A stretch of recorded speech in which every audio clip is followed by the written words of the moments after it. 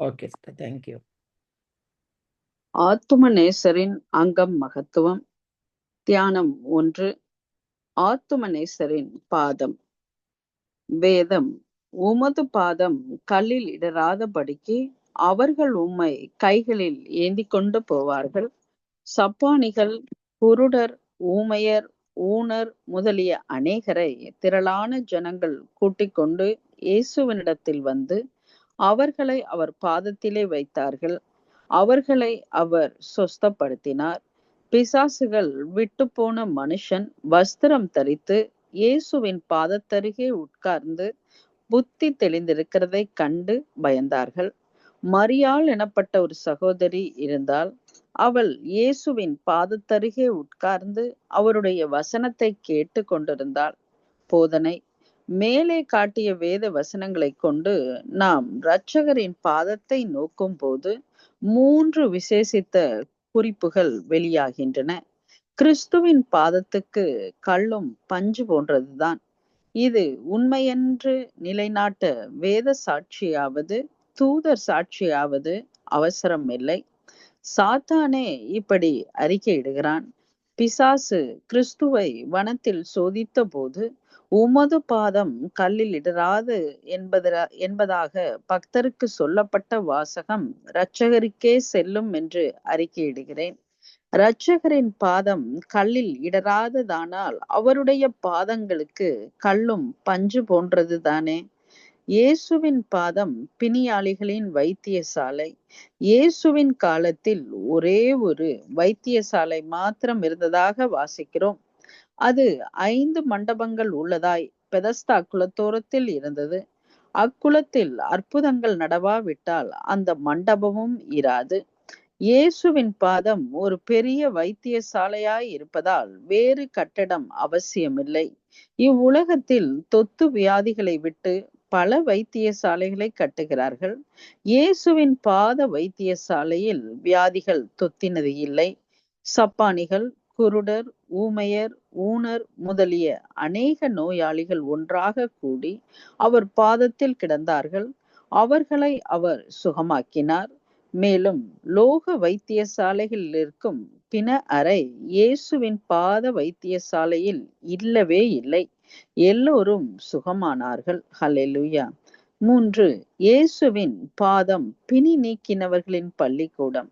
பிசாசுகள் நீங்கின மனுஷனும் மரியாளும் அவருடைய பாதத்தையே பள்ளிக்கூடமாக்கி கொண்டிருக்கிறார்கள்.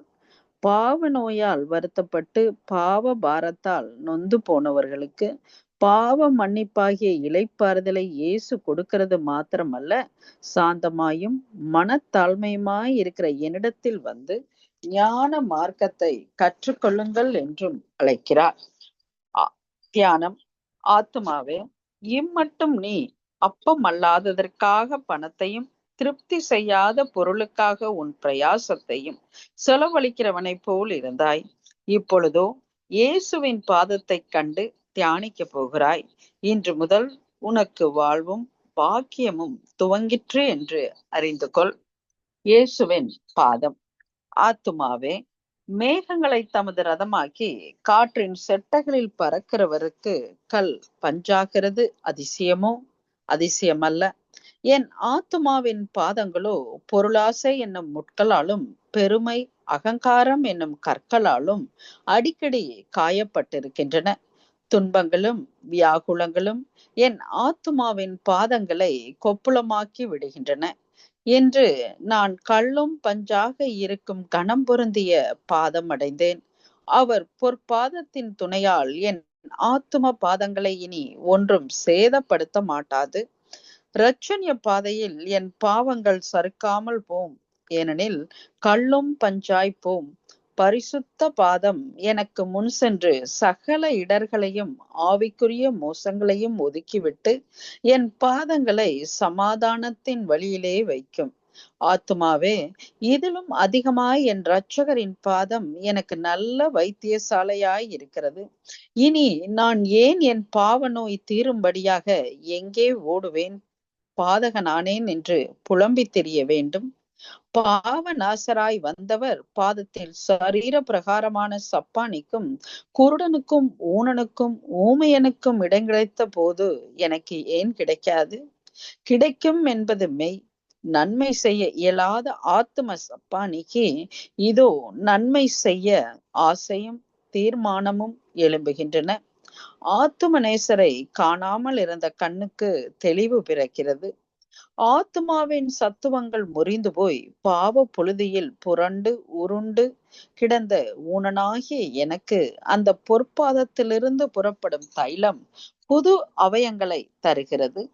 பாவ மன்னிப்பின் சந்தோஷ கீதங்கள் ஒரு நாளும் எழும்பாத என் ஊமை ஆத்மாவின் உதடுகள் துதியின் கீதம் பாட இதோ துடிக்கிறது. இந்த அருள் பாதத்தை விட்டால் மெத்த மோசம்.